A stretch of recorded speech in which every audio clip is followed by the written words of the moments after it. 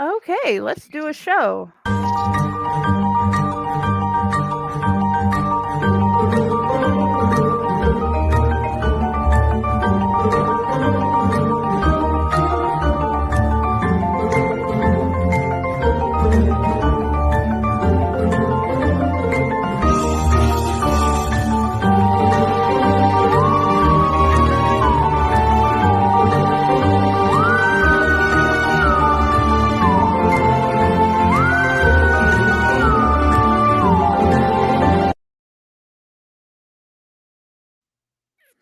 Hello, and welcome to Corpse Garden Chronicles. Unfortunately, my co-host Melanie has some technical difficulties and will not be able to join us. But with us today, we have Serena Mossgraves. Hi, Serena. Welcome to the show. Hello. Thank you. I do love being here. If you will please tell us about you. About me? Yeah, Ooh. You're awesome. You make us happy. Well, I do try. I like taking old stories and seeing how I can twist them, or new stories and seeing even more so how I can twist them. Sometimes that's fun too. I like the dark and sometimes the gothic, and I like seeing what I can make with it. That is awesome. And of course, I'm obsessed with writing about haunted houses and ghosts, as you have probably seen. Because Nothing wrong with that. those things make me most happy when I read them. But all of the things I've read of yours always makes me happy. But okay. What do you think about the Corpse Garden theme? I love it. You know, when I was in high school, and man, that was a while ago, one of the most fun the field trips that we went on. My English teacher in high school had this idea that it would be a good writing trip to take all of her class to a local graveyard. And it was meant to inspire. It inspired, all right. I was writing Gothic poetry even then. And I don't think she expected what she got out of me.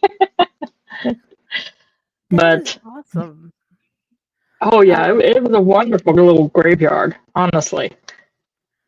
When I was in elementary school, I don't know if we went so much as to inspire, but to teach. Because we had local people that were famous in one of the local graveyards, and we went to do etchings of the gravestones. And that sounds I like loved fun. that, just walking around the graveyard, and we had to find certain people, get etchings, and talk about what we learned. And it was awesome. And I think one of the most wonderful things that they did, other than that, was when we did the local tour of the town and told about the different places that were supposed to be haunted, the different things about phenomena like this gaseous stuff that would go up and down the railroad and sometimes come off and go into people's houses. So that was like one of the most wonderful things about being in elementary school whenever I was young. That sounds like fun, honestly. Oh, yeah. I don't think I remember any real fun trips in elementary school. All the fun trips happened in high school. We did, in I think almost every grade or every other grade, go to the aquarium. That was like the only other fun thing we did that like has stuck in my mind. Because apparently fish. The other fun trip that we had in high school, my 10th grade biology teacher had a habit. Every year he would take his 10th graders to the local zoo. And that man was interesting. He had a tarantula that he would let loose in his classroom. That was, I swear, that spider was my favorite. It would run around the classroom and just cause all sorts of trouble. Oh my gosh. I Science lab love that thing. and science club in high school at Northside Mountain School. Shout out to Mr. Byron for being one of the most awesome science teachers ever. He'd done all sorts of pranks. He's glued a squirrel to a phone of a fellow teacher. There's this one gas that smelled like vomit. So he has put a little bit on a piece of paper towel, and then he'd take it up and waft it around up and down the hall. And he would show us all sorts of things. He had one day for one of the experiments taken the whole class out, and we moved his minivan, picked it up, and That's, moved it over. He would show us all sorts of fun science things, and when it comes to field trips, he'd find fun field trips to go. I loved going to the 3D theater. I forgot what it's called. And like having to lay back and watch the screen that's from the back of the theater all the way to the front floor, and it was amazing. It's like the river's coming straight at you. So hmm yeah, I loved that class. My junior year, I don't remember which teacher it was, but one of the teachers helped the seniors pull the senior prank that year. Our principal that year had a VW bug, and the teacher helped the seniors take apart the VW bug and put it back together on the roof. So the principal's car was on the roof of the school because, of course, it was. Why not? Senior That is prank. awesome. The senior prank that year was brilliant. That's one of the most epic ways to do a prank. And it's mind-boggling too. My car is on the roof. How did Oh they yeah. not do that? Then my sophomore year, I don't know why, but the oceanography teacher decided to let one of the students in the senior year into the office after hours, and he filled all of the teacher mailboxes up with condoms. Wow. Yeah, that was a trip. The senior pranks at my high school were interesting to say the least. Oh yeah, dude. Although I can honestly say I'm not one of those people that wishes I could go back and redo school. I am one of those I people that is perfectly happy where I am now. I barely made it out of school. I um, barely made it out I of school. I literally skipped school so much that on senior skip day, if I skipped it, I was going to fail. And the principal decided she wasn't going to allow that. So she shows up at my door because I was skipping, of course. She shows up at my door, and I was already late for school. She shows up and knocks on my door, and there I am in my pajamas. And I answer the door, yeah, get dressed, you're coming to school. No, I'm not. I already said I was skipping. And she said, yeah, you are because you're not skipping school today because you're not failing. Excuse me? You heard me. Get dressed. Well, crap. So I got made to go to school on senior skip day. I was happy to graduate. I just wish math was not like the hardest thing ever to get through. It I'm with surprised you. me I got through math class. It really does. Because I, algebra and calculus, it's like my brain was not comprehending it well. I actually did not ever take calculus. I only passed algebra literally because I blackmailed the teacher. She had a bad habit of flirting with everything that moved. And I threatened to tell on her if I didn't pass. Well, I passed. Problem is, they put me in Algebra 2 the next year, and I didn't know how to do Algebra 1.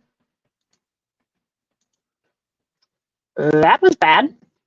Oh yeah, I ended up having to redo algebra 2 and doing calculus at the same time, and I think that's the only way I passed because the two different teachers trying to teach me how to do it properly. Funny thing is, I actually took a semester of physics in school. I understood the science behind it. I actually did better at the science behind it than half of the students in the class. I couldn't get the math. Yeah, the science And is easier. and the teacher was like, "Why do you not understand the math?" Because it's math. I told her. She just was like so mad at me because I couldn't understand the math behind the physics. I understood the science, so I should have been able to understand the math in her opinion. Nope. No, She was mad at me. that I Nope. can understand. I still, to this day, I can understand the science in physics. It makes sense. The math, not so much. That I understand. I could understand. I mean, I was reading in fourth grade, I was reading at a college level. Everything word based or history based, I was good with. Everything math based, somehow I didn't understand it. Yeah. That was me. I could read, I could comprehend. I have trouble with the mathing. And now my 4-year-old is doing better at multiplication tables than I was in like 4th grade. Yeah. And That's parents, I recommend if you have tiny people, number blocks and alpha blocks. As long as you get the idea that it's British based English and they're going to start calling the faucet a tap, but they're going to pick it up. It was set up so easy that he picked it up like this, and he's gotten better at his colors and his alphabet. So number blocks and alphabet parents, and Bluey, always Bluey. Only I've actually advice been, I'm giving. yeah, I'm actually little bit by little bit. My kids were too old by the time Bluey came through, and little bit by little bit, I'm picking up bits from the internet about Bluey, and I'm actually liking it. Oh, It I love had, it so I much. was, I've bought everything that's been put out in the US. well, I was so careful with my daughter when she was little because I did not want to sit her down in front of just anything, if that makes any sense. I let her watch Dora because I liked the way Dora worked. I let her watch Sesame Street because Sesame Street. I did not let her watch Blue's Clues because I felt like Blue's Clues talked down to kids. And, things like that. I was very picky about the kids' shows that I put her in front of. I loved Little Einsteins. That one was just, I love that. We still sing Little Einsteins randomly throughout the day.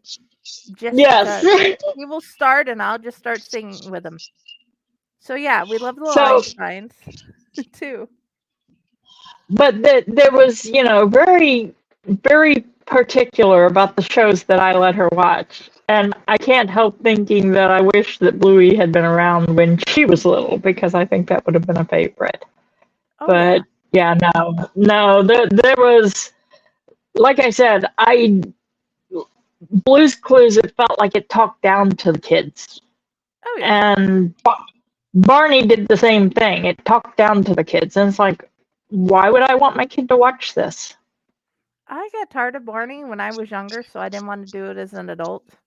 My whole life is Shimmer and Shine, Bluey, Number Blocks, Alpha Blocks, and Paw Patrol. Yeah. My grandbaby loves Paw Patrol. So I can see that. Oh yeah, Blaze and the Monster Machines, that too. But there's only like one episode where I've had to just like, kids, this is the one episode where I'm gonna tell you we don't do this. The one where they're explaining collisions and that if you go really fast in an object, this is going to happen. And I had to Right. stop them and say, this is a bad idea because this will happen. Right. We pretty much, with Angel, had to explain to her that things that happen on the TV are not things that we do in real life, because otherwise she would have done them. And she would not have hesitated. You know? Well, Josh It, figured out he could not be Superman one day when he busted his head open on the coffee table. So, yeah. yeah, there's just no testing out things you see on TV. That's a bad idea. Well, my girls are asked, is this something we can do? And if it's something I can do, we do it. And it's like my friend Mel Coleman had put in, oh, he wants to do that from the show. This is a way to do that from the show safely. So, yeah, the best part is having friends that are like, hey, this is how we can do that safely. Yeah, safely is a good thing. So, So, yeah, we now know how to do the glitter volcano thing. Thanks again, Mel.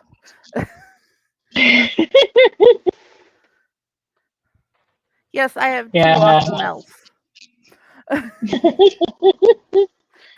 Yeah, I said, it sounded pretty. it was pretty on the show.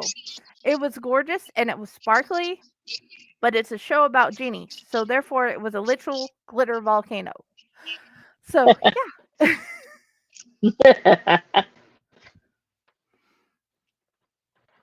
So, okay, we're about 20 minutes in. We should probably get started on the stories, huh? Probably. Because I've been enjoying talking to you and I could do that for hours. You've probably already figured Yeah, that one out too. But and I probably could talk my head off without thinking about the time myself. So, yeah. okay. Um since Melanie's not here, we're going to postpone our story.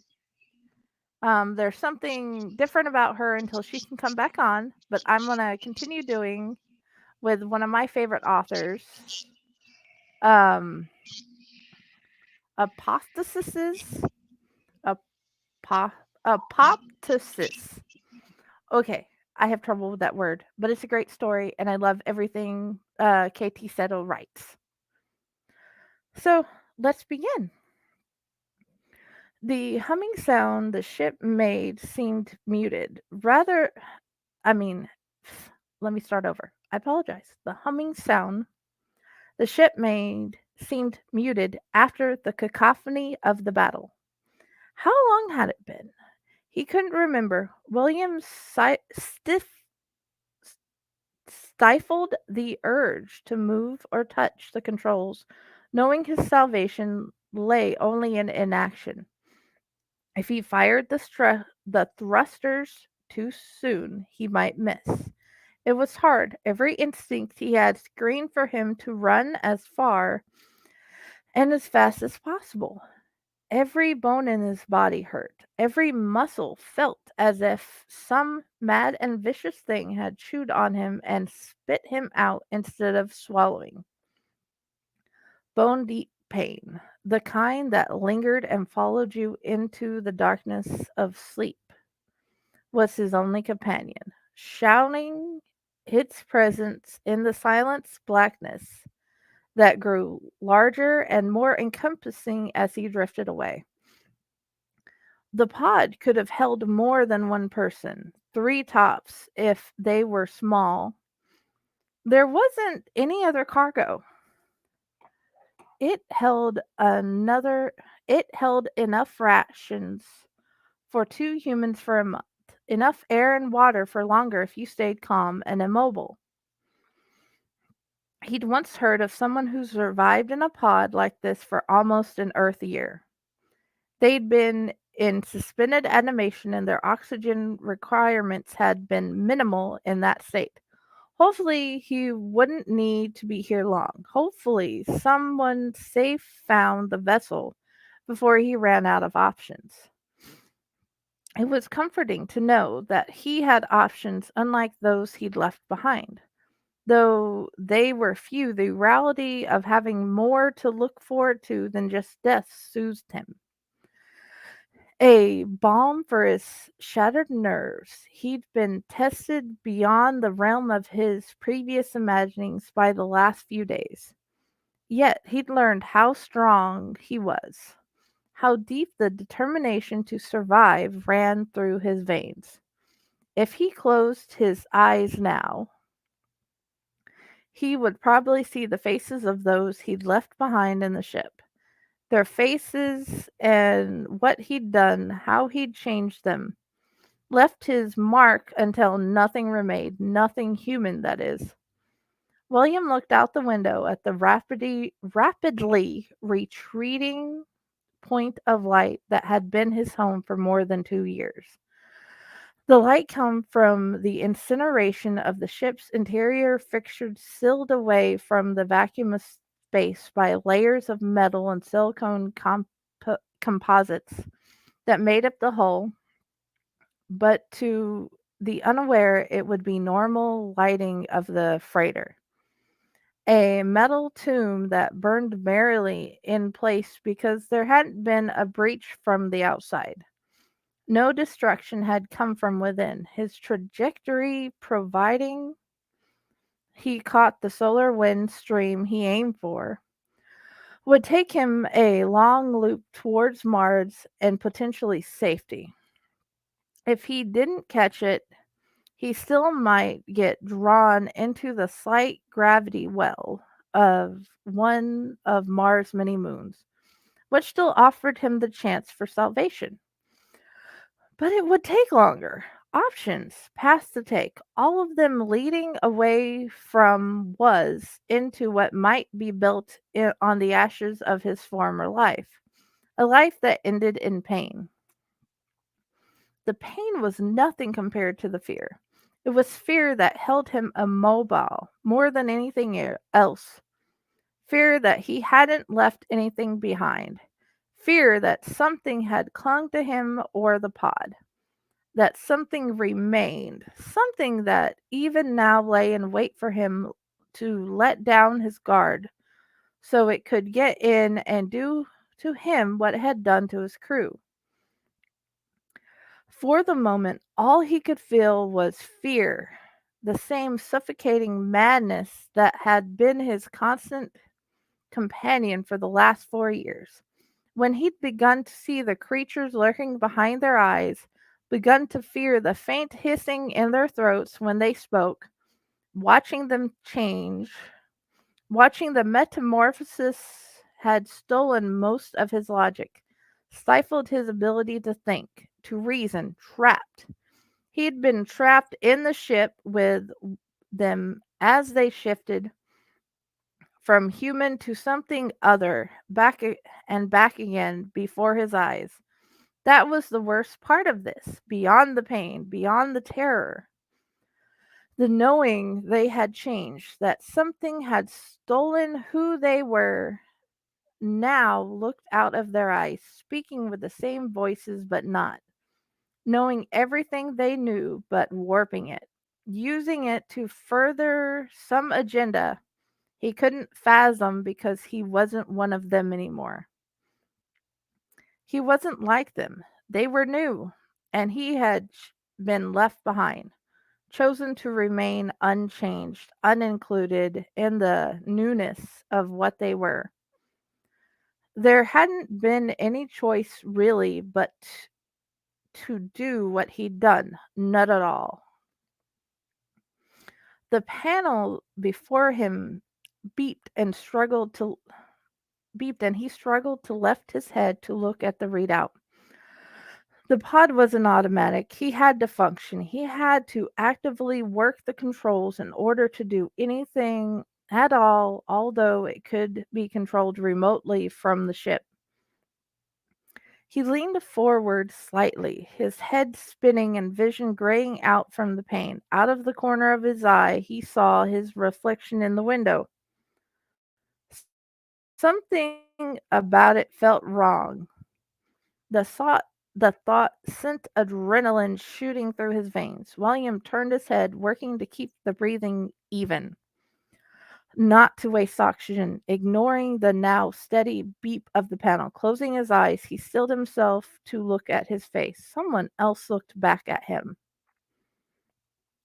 The scream built somewhere in his gut and erupted from his mouth before he registered the need to make a sound.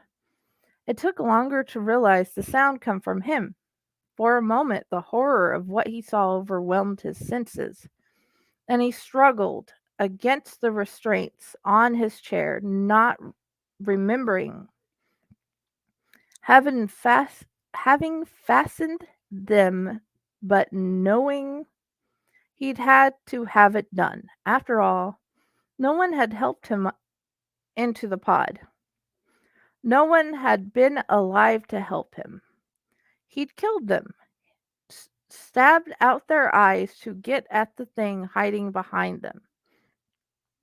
Hiding in plain sight, he remembered using his slim metal knife, his arm moving again and again. The hot wash of blood and the stink of death mixing with the sanitizing agents the shipbuilders fused into the recyclers. They were dead. He'd killed them all because they'd changed and he had it, and no one would be safe until he removed the threat, that possibility of a threat, by removing them. 1 second. William stared. The steady beeping of the panel adding a throbbing counterpoint to the wild thudding of his heart, and he struggled to regain his control and figure out what was wrong. What was different about the reflection he saw in the dull shine of the window? Terror swamped him, filling his nose with the scent of his sweat, and the sour copper stench of blood, until he felt the slim, steady steam of tears falling and pooling on his chin. He tried to raise his hand to wipe them away and realized he couldn't. Tearing his gaze away, he looked down and saw his arms were bound to the rest, restrained individually, one to each side. The crash restraints for jumps, locking his limbs in place to cushion and protect them from the G-force of high-speed maneuvers. Had he made a jump? No, he'd killed them. He set the oxygen tanks to explode, and he'd gotten into the escape pod alone, because they were all dead. He closed his eyes, the tears falling faster, remembering Renate's face. The look of surprise as he thrust his knife into her eye and dug out what was hiding there. The look of fear and horror frozen in a single instant of pain, then nothing because her eyes were gone. The beeping began to slow, and he looked back at the console, his eyes drawn to the screen before him again, the unusual display replaced by a steadily decreasing series of numbers. A countdown to what? He tried to remember. Renate, Z, Morgan, Alf, Logan, Daniel. Screaming faces, missing eyes. All of the things blocking them so they couldn't see him, didn't hear him, or know him. He'd had to do it. He had to. The tears came faster, fell harder, and his chest hitched, his nose clogging shut. He moaned and cried into the stillness. His friends, his crew, like family. He shook his head to clear it, saw something else. Someone floating, tethered to the far end of the small cabin. Not in the other seat, but near the floor, Renate. As he'd seen her last, the empty sockets of her eyes blackened and shriveled, the edges crusted with dried blood. He wanted to scream, but found he lacked the breath for sound. Lacked the breath because something was wrong with the air. He could feel it now. The heat, the scent of rotten eggs, the beeping distracted him again. William struggled to make sense of anything, but there was too many parameters, too many questions, and no answers, just a hollow sound, his stuttering, shuddering tears, and the beeping of the panel as it counted down. His vision blurred again. He tried to shake his head to clear it, realizing his movements were slower, his eyes closed. He forced them open again, trying to remember what he'd forgotten. He needed to see to make sure nothing remained so he could be sure he was safe. Was he safe? Did he get them all? He couldn't remember. He looked over at the floating form again. It was Renee, her dead empty eyes staring back at him accusingly. You did this, William. You. Cut the eyes from her head. Stop the beat of her heart. What did you see? Is it staring back at you in the window? He shuddered and tried to take a deeper breath, but couldn't. The air was wrong, but somehow that didn't scare him as much as it should have. He tried to smile. I had to save you, Renee, because I love you, he whispered and closed his eyes. The pod finally floated far enough away they knew they would be safe. Daniel nodded to Z. She ran her fingers slightly over the screen, firing a single missile.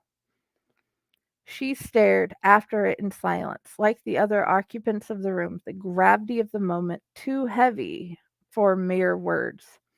The bright flash of the explosion momentarily blinded them, and she blinked several times to clear her vision before standing and walking towards the door. We didn't have a choice, Z. You know there's no hope once they have it. Daniel's voice halted her, and she looked back and nodded. He would have killed us all or given it to us. You did the right thing, made the right choice, Z said, then left. The others trickled out behind her. Daniel stared out the window, looking at the small cloud of debris spreading out in a circle from where the pod once floated. He was captain now. Not the way he'd thought to get the promotion, but William had caught it.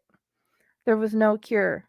The only way to protect them all from so far from home. Only one way to keep them all sane. The brutality of the solution left a sour taste in his mouth. William had been a good man once, a good friend. That was all just a memory now. Memory is what is left when nothing else stays. A stain on the soul, only time washes away.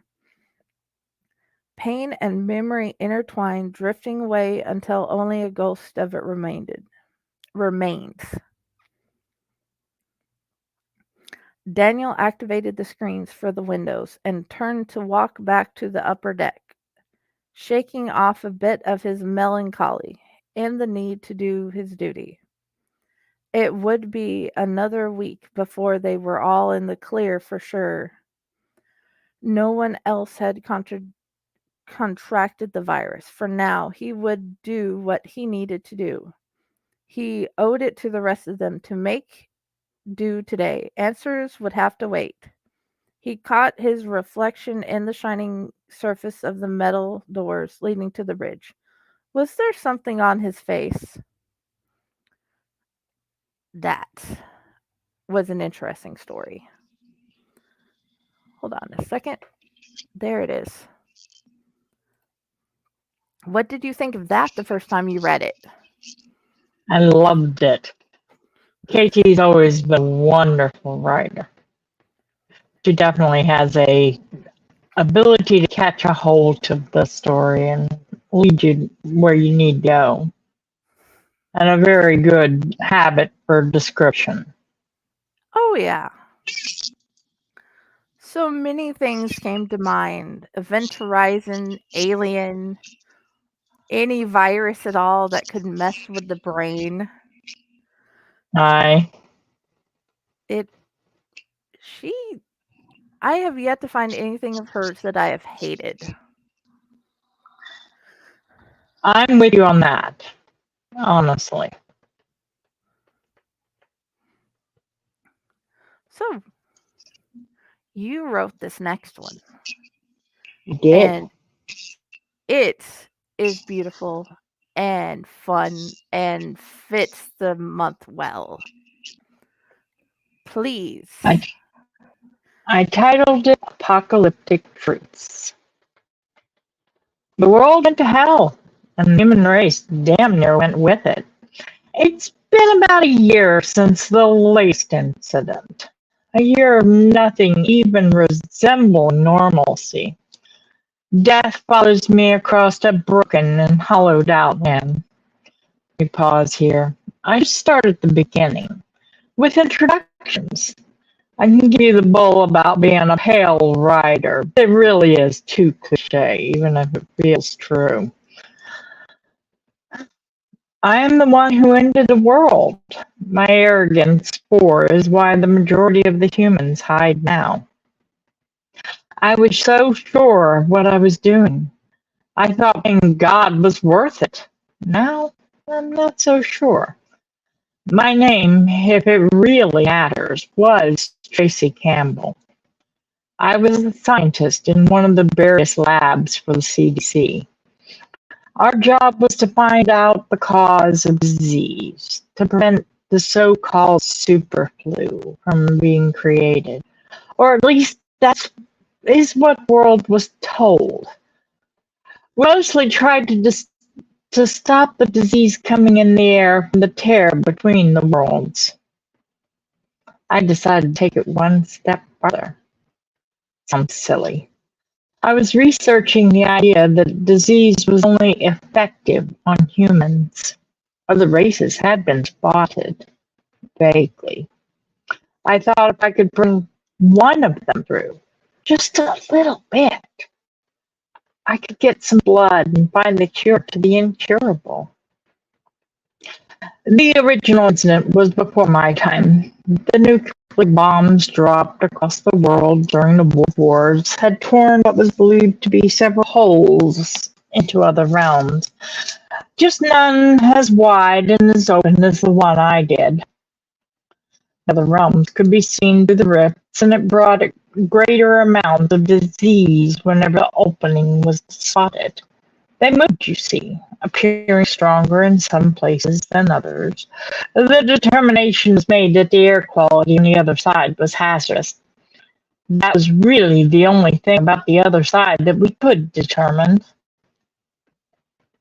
When the rifts opened, we at the CDC would have to open quarantine areas and research the diseases that rampage the contained areas.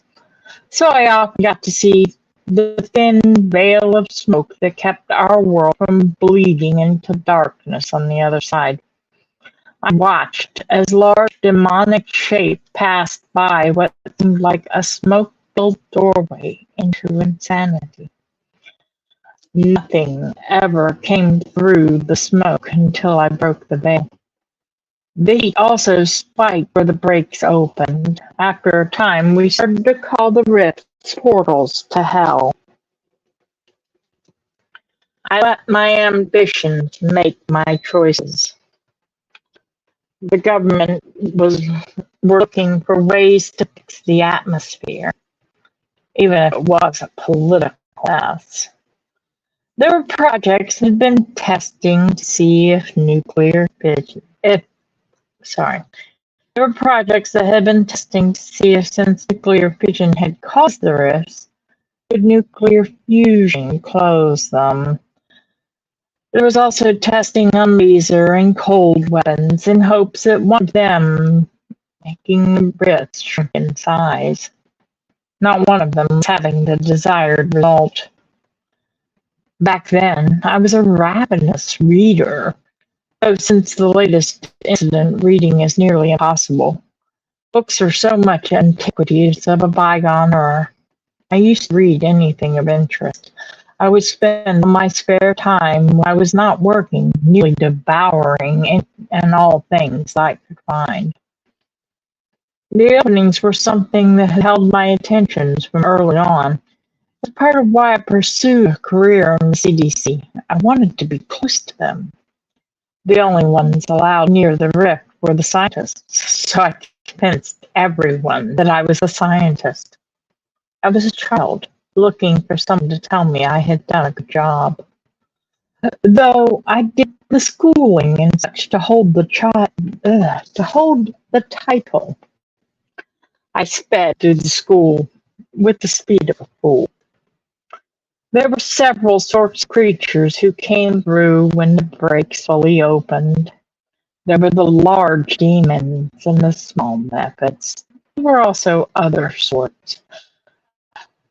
My original theory was made without any true idea of what was on the other side. I had since found that some of the creatures had antibodies that could help us, those humans who are left. The larger demons decided immediately that humans were food, so any who were unable to get underground were quickly devoured. The demons are too large for the majority of the underground tunnels. The Mephits, a much smaller breed of demons, eat rocks and minerals, so they're less of a threat. Considering they're small enough to sneak into human encampments, this was a major relief. The Mephits also kept some of the other creatures from invading. Many of the remaining human settlements keep them as pets, early alarm systems, if you will. The Mephits' wail could wake dead, and when the larger demons got within a mile radius, they would wail. As long as I don't display my credentials, I'm welcome in any camp.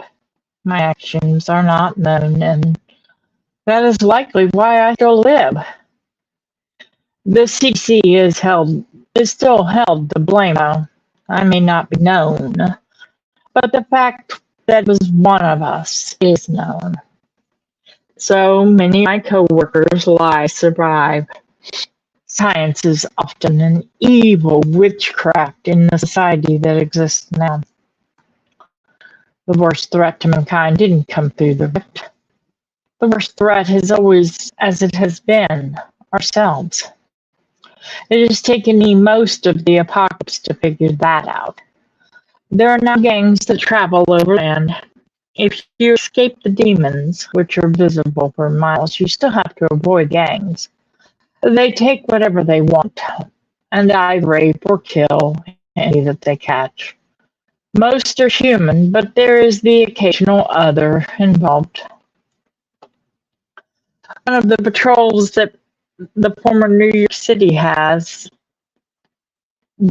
One that patrols the former New York City has what is termed an orc with them. Large tusks and a porcine face, large muscular frame. There are a few new races that will help you if you find yourself alone on the surface, but most will gladly assist in harming you if you're caught above. I traveled to help save those I endangered. I have learned the hard way how to fight. I have learned when to hide. I have a pet method I call Blame, who eats fire. I have an orc friend who taught me how to kick ass. He's nothing like the others of his kind who came through the breach. Kiket is his name. He taught me how to handle a club and some hand-to-hand combat.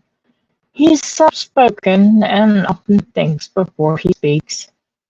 He has never been welcome among the humans. Fear of the unknown has always been the strongest of humanity's flaws. I will occasionally go in and gather supplies for us, and I return them in our somewhat nomadic ways. I am still human, but I find that with each passing day I feel less so. Humanity is corrupt and waves their flaws about like a flag, and I feel like I am to blame for their fall. Whether it is true or not, it is how I see things. I think that I know how to close the rifts. I've spent every waking moment that I could spare researching the rifts. That's why I'm writing this. If I fail, I want those who come after me to know what I tried. I want to tell myself that I am honestly a real scientist, finally. Sealing the breach will not stop the creatures who are already on this side. It will only stop more from entering our world. Only the one fissure actually opened, although 5 are now visible at any given time. So if we can close the only open one, maybe we can keep the others closed the same way. The air around the rift has several elements in it that are not found in our normal atmosphere.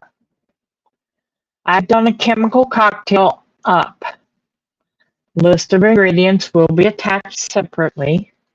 It should react with the otherworldly atmosphere. It may be a suicide attempt to set this off. Seems only fair. I screwed everything up. So, if I can fix it, well, I gotta try. I gathered both the supplies for the cocktail and safety gear so that I might survive. We will have to see. Closing the rift will mean learning to deal with those who are already on this side, including the humans. I believe if the break is sealed, we can kill the large demons to make the world safer again. Then things will settle into a semblance of normal, even if normal no longer looks like we expect it to. Our innocence was lost when the rift in the sky first opened. We were no longer alone in the world, much less in the universe. My actions merely stopped questions of what was on the other side. So I had hopes that my actions this time would help the world find a semblance of balance. From here on, I will leave the tale in the hands of a dear friend. If I return to finish it, I will. If not, then it will be released as my apology to a world I helped to build. May I eventually be forgiven. The demons surrounded the gate, each standing well over the size of a 3-story building. For a time I watched, unsure of what they were doing. There's 6 of them surrounding the hole into nowhere. Every so often, one would try to step back through, and the others would attack the one making the attempt. This is when I paid more attention to the one that kept making the attempt. Bleeding from several scratches, covered in bites, it was weakly standing. None of the others seemed to be trying for the rift. Its eyes were roaming wildly across each of them as though trying to find a way out. I never honestly thought I would feel pity for one of the big ones. Still, in that moment, it seemed like killing it would be merciful. Dead demons could provide no information, though. Chichet pointed at a steel building on the other side of the rift. If you had a distraction, his scratchy whisper, barely audible, you could get the injured one in there, maybe even find answers. As I sat processing his idea, he took off, making as much noise as he could. I was too stunned to call him back, even if I could.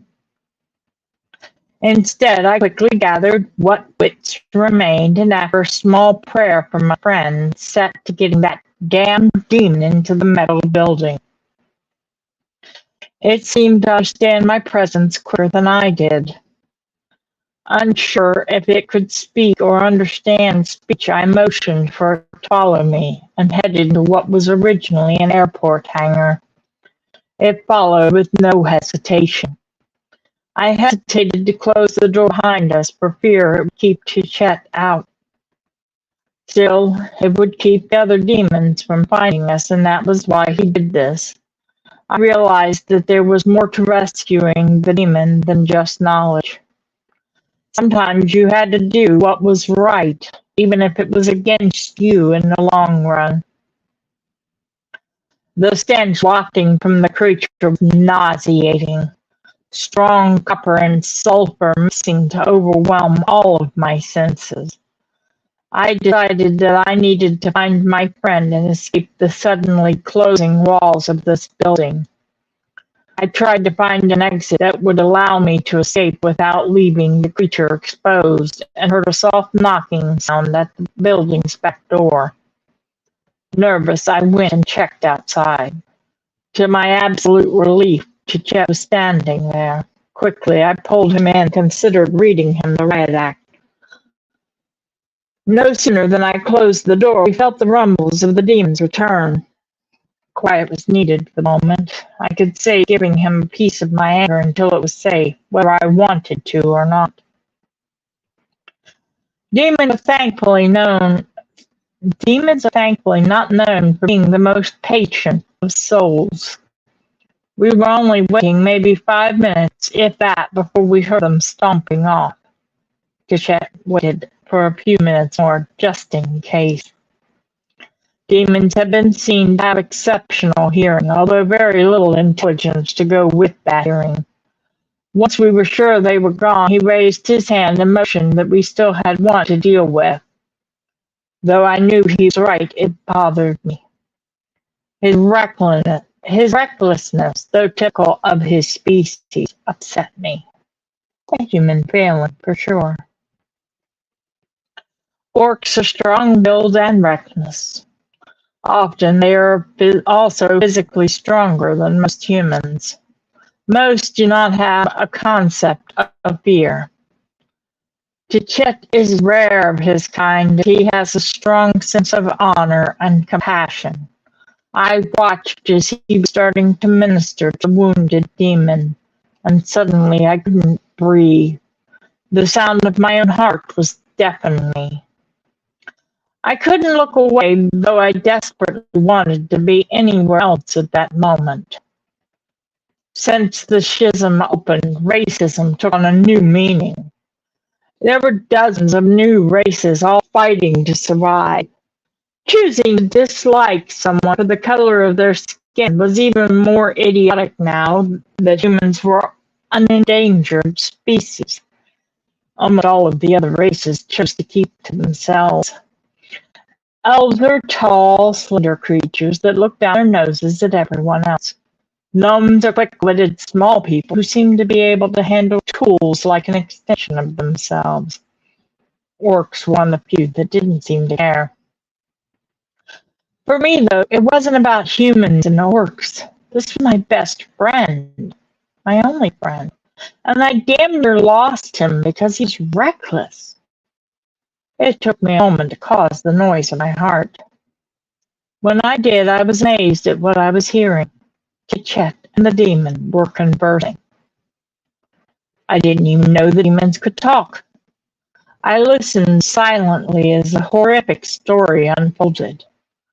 According to the demon, the rift only stayed open because of a spell that was still active on the other side. The demons had sorcerers that continued to recast spells every so often. This world was rich in resources and food that had long ago dried up on the other side. The demon spoke of feeling guilty. His guttural voice grew even huskier as he spoke of his home, of all that he was missing from that side. I started to wonder if I had hit my head when the demon said that he was trying to leave but was prevented because the others were afraid. Afraid that if the rift closed, the air here would clear. Toxins in the air were what kept the demons healthy. This broke through my haze. I rushed up and blurted out the question, suddenly burning in my weary mind. What do you mean, toxins? What is it that is coming through the opening? And if the rift closed, would the air clear? Both the demon and Chet had forgotten that I was there, obviously. The demon recovered quicker than Chet did. The toxins are particles of the air in our home. We may be able to survive without it. I just don't want to find out. Neither do my brethren. The air here would likely return to normal. I'm not sure. There really is only one way to find out. I need to go through and close the door on my side. Tchek quickly nodded. We can help to distract the others if you think you can get there. We won't be a distraction for long, though, so you would have to be quick. I had to protest. Can't he do it now while they're gone? Why does he need us? I realized almost subconsciously how childish that sounded. Believe me, it didn't sit well. So I sighed my agreement. Why not? Today was just as good as any for me to die. Just as long as I was not stuck alone after all was said and done. Quietly, I listened as the plan was laid out. I saw flaws in it, but found myself afraid to speak. What was it about that moment that had me frozen? Still, without spells ending, none of my plans would work either. Chet and I agreed to run a lookout and distraction while the demon tried to enter the portal. It sat wrong with me that we were trusting that creature even as far as we were. Normally, I would be asking a million questions. That day, I was completely mindless. Though I was considering using my original plan as backup. Blow up the portal, even if it reopens. Maybe I could take you of the big ugly bastards with it. Though it felt to me like we sat planning this for hours, truthfully, only moments passed, from us entering the building and us leaving. The other demons were not in sight, so it honestly looked like we were going to get off scot-free. I should have known it wouldn't work that way. It never does. It always has to go wrong. We were perhaps the length of a football field from the rift when Chet called out a warning as he spotted them coming back. The one who was going home took off a run. The ground shook, making it harder to move. He was far faster than I had imagined, which meant so were they. Chet started screaming and running the opposite way, and I ran towards the rift. I needed to set up the backup plan, plus I was supposed to call out if they turned towards us. To be honest, I was unsure if they had even spotted Chet or myself. The big guy was a little hard to miss. Still, when we were planning, the big guy told us that the larger demons were near blind. They saw based on sound. So for all that he was making the ground shake, our demon was being stealthy and quiet. Chet was the one making all of the noise. I found myself amazed that it was really working. The demon made it through the rift quicker than I could have expected. He passed through it like it was a silk curtain, and mere moments later it started to slowly close. The backup plan unnecessary, I found myself stunned and staring. The air took a while to clear, but we saw a difference in the big demons almost immediately. They could breathe without toxins, but they were stumbling and struggling to remain upright. They would be easy to defeat. I found out later that many of the ones who remained were killed when they started to stumble. Tichette and I both survived. We're still partners, and I like to think that this world is recovering from the mistakes of the past.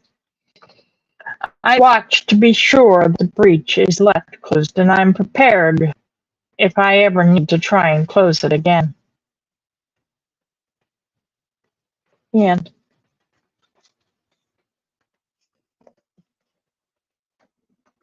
Okay, now I think I'm unmuted.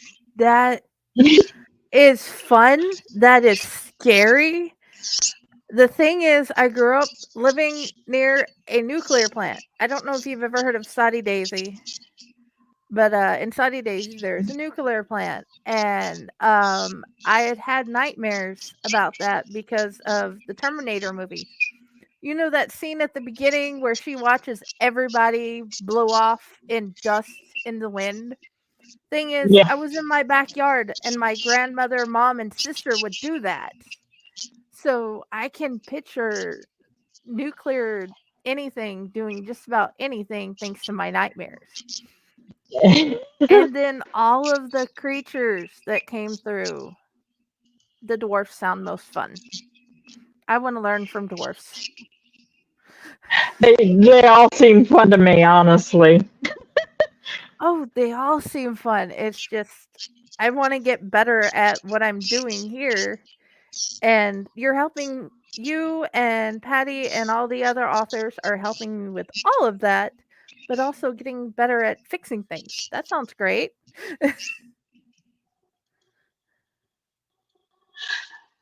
Just taking the time to tell people what you're seeing sometimes is enough. Because that's what most people don't do. They don't take the time to go, hey, this is how I see things. And that a lot of times is enough. And it makes a difference. And people don't realize that. Mhm. That definitely does. I agree. Being able to talk to people and find out their points of view on how they see something. Oh no, you're back. Oh, that was weird. I have Was no idea. that, Just disappeared for a second. that was so weird. It just kind of did a circular thing on my screen. It just kind of went whoop, and it was gone back Your in. internet dipped for a second. I've had that happen. It's so weird. But yeah, that was fun. Being afraid of not being able to breathe, I can understand that too from their point of view. But then again, I have asthma. And when you So got to do that I. part, I'm like, oh my gosh. See it from their point of view. They've crossed over into an unknown land to look at what's happening. And then you find out if I go too far, I can't breathe. Yep. Point of view is interesting. But yeah, I love it. And that's part of the fun. If you go and look at any story from a separate point of view, it's going to change the story entirely. That's why there for a little while you had stories coming out from the two point of views of the main characters. Like the Twilight, like the 50 Shades of Grey. Those are the top two that come out in my mind. That's why my Rust Junkyard and the zombie book I did. I did not do chapters. I did different points of view. instead of chapters, it's written in each of the characters' point of view. Like the main characters are Chris, Shara, Tara, and Lizzie. And I think Amara was the other one. Chris is the dad, and Tara is his sister, and Amara is the mom. And I think Lizzie's his sister as well. And then Shara is his daughter. And the whole story, the zombie apocalypse happens, and I might get a couple of the characters mixed up because my brain is not with me right now, but zombie apocalypse happens, and they're trying to figure out what's going on, and Chris is trying to protect family. And Chris is ex-Marine. And Lizzie's a scientist. And Tara's the next, I think she was an ex-SEAL, if I remember the character right. And current cop in town. Yeah. And whole situation is going to be different from each of their point of view. So instead of trying to tell the story all from Chris's point of view, I hold it from I took a slice of it from Chris's point of view, and then I took a slice of it from Tara's, and a slice of it from Amara, and I made it where each of them, their slices went together, and sometimes they overlapped. Yeah. And that story came together better because it was told by all of them, not just one. I couldn't have told it just Chris. Oh, yes. Chris could not have told that story by himself. I don't know if that makes any sense. No, that makes perfect sense because Robert A. Heinlein, his Number of the Beast story had been done the same way. The whole book is told from Sharpie's, Jake's, Zebby's, and Deja Thoris's, DT's point of view, DD's point of views as he goes through, but Don DeChanty's Castle Perilous series, he tells it from each chapter is split up either from Incardinite's point of view, or you have the group of people's point of view, because there's a couple of groups of friends that end up going in different directions because of what happens in Castle for Rent. So you see it from one group's point of view, and I think you definitely see more of one character's point of view, but you get pieces of another, which was really good. I definitely recommend that series too, the Castle Perilous series, if you like fantasy and castles and interdimensional doorways. But that I love it, finding stories from multiple people's different points of view, because it seems like you can get more out of it.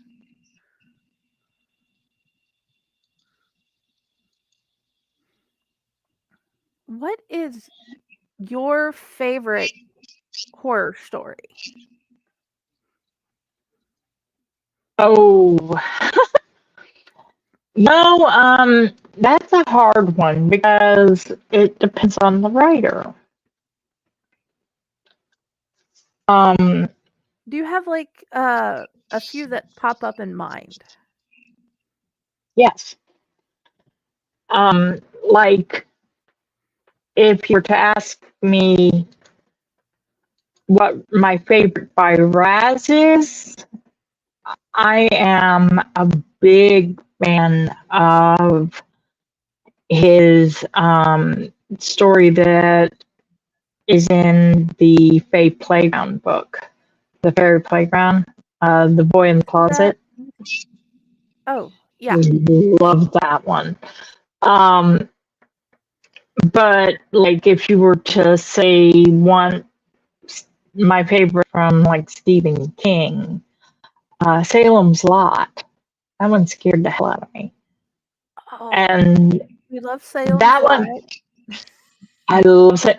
And the odd thing about that is they've never been able to put that one to film as good as the story is in the book. No, it's not. I agree. I've seen them do wonders with some of his work, but that particular one they've not been able to get anywhere close at all.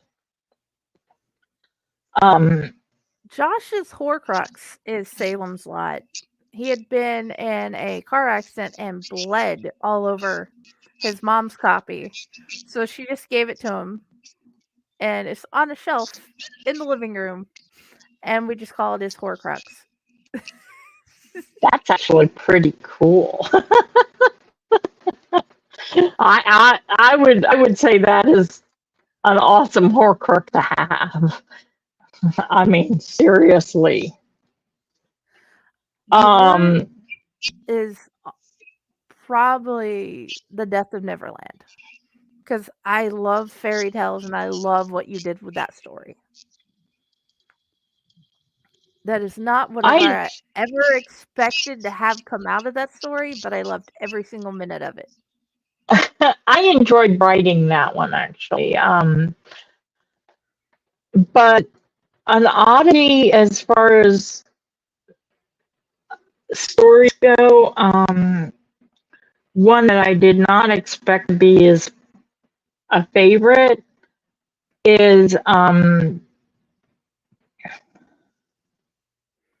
a movie. And this is going to sound odd because I'm not a movie person in general. Okay. I'm really not.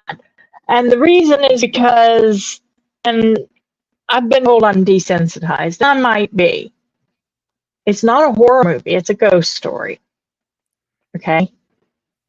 It's spooky AF. And I say that with reason. It came out in the 1940s. It's a black and white movie. And it's called The Uninvited. And they've done a movie since then called The Uninvited, but it's not the same one. This is a black and white 1940s movie called The Uninvited. It's a ghost story. And it is so spooky. And it is so good. I love this movie. This movie is absolutely, and it's one of those that you don't expect to enjoy, but the story is so good. You know?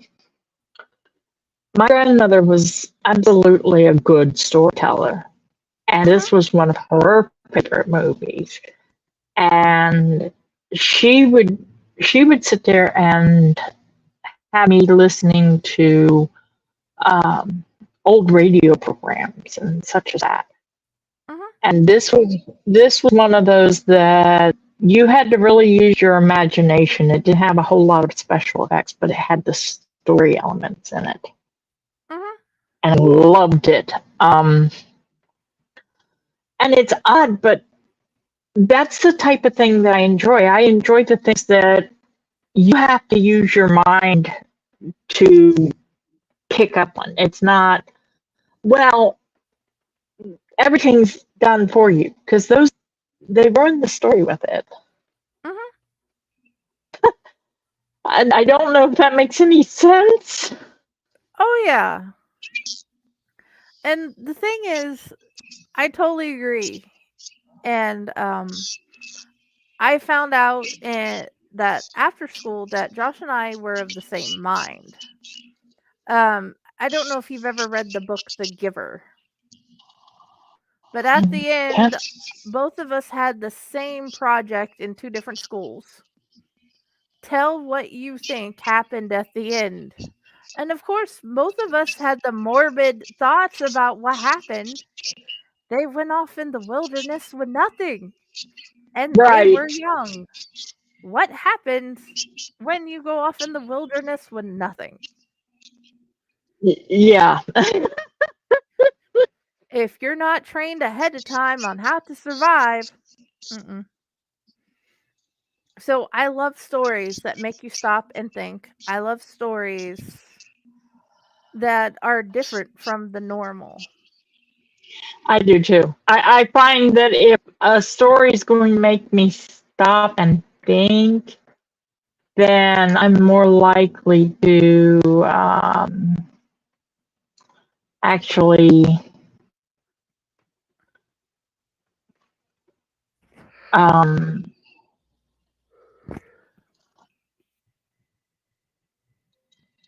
you know, enjoy it. Oh yeah.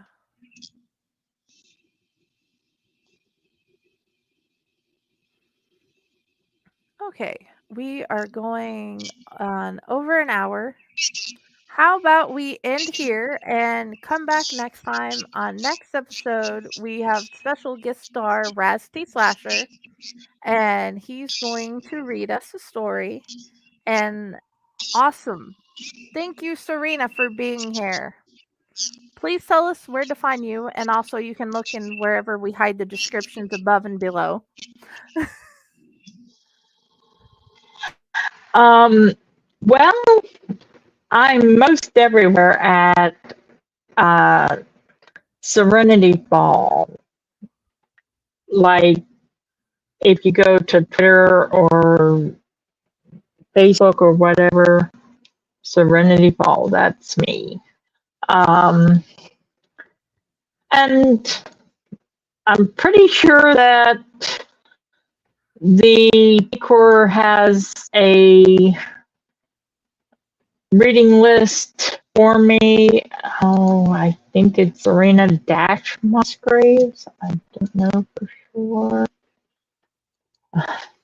It's probably down in the description. It's somewhere over there. I know there are books. I have found them there on the website. Yeah. I I leave all that up to Patty. She's better at that than I. You know how that goes. So, Oh yeah. all Okay. right. And I'm at Friday with the Library in the Blue Box is my page. I also have the group Friday Blues Disorganized Library, and of course, all things Fae Corps. I'm somewhere over there doing things all the time. So yeah, definitely come send us there if you want to message any. If you want to message Fae Corps, I'll get you back to Patty or Serena. Either way, thank you for being here, and I hope you guys have a wonderful night. Bye. Thanks for having me. Bye.